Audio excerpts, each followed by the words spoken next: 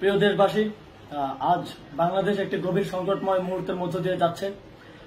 এখন পর্যন্ত আমাদের প্রাপ্ত খবর অনুযায়ী আওয়ামী লীগ, ছাত্রলীগ, যুবলীগের সন্ত্রাসীরা গুলি করে কুপিয়ে প্রায় 30-এর অধিক শিক্ষার ছাত্র জনতাকে হত্যা করেছে এবং দিন শেষ হতে হতে এই সংখ্যাটা কোথায় গিয়ে দাঁড়ায় আমরা জানি না।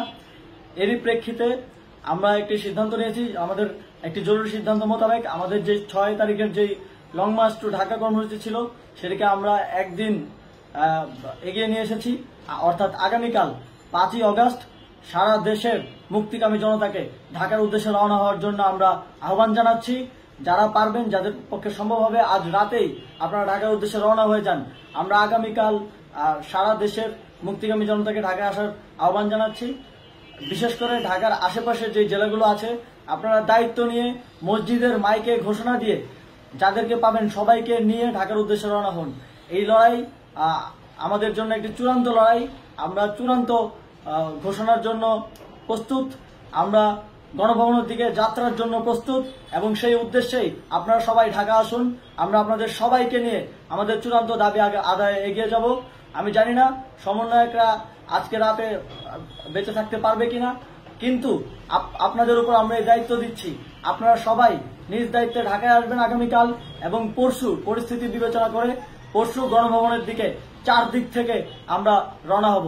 আমরা খুব আতঙ্কের সাথে লক্ষ্য করছি যে ছাত্রলীগ, যুবলীগ এবং আওয়ামী লীগের গুন্ডারা পুলিশের অস্ত্র দিয়ে পর্যন্ত সাধারণ জনগণের উপর হামলা করছে।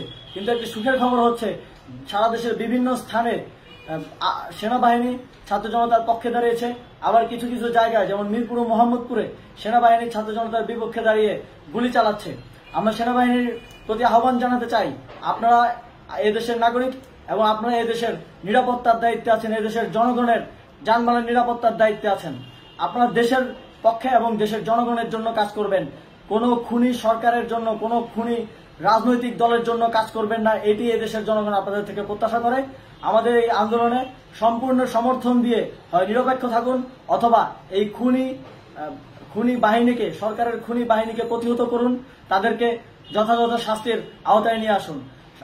যেই কারফিউ সরকারের পক্ষ থেকে ঘোষণা করা হয়েছে, আমরা স্পষ্টভাবে বলতে চাই, সেনাবাহিনী এই ধরনের কোনো কারফিউ বাস্তবায়নের জন্য মাঠে না নামে।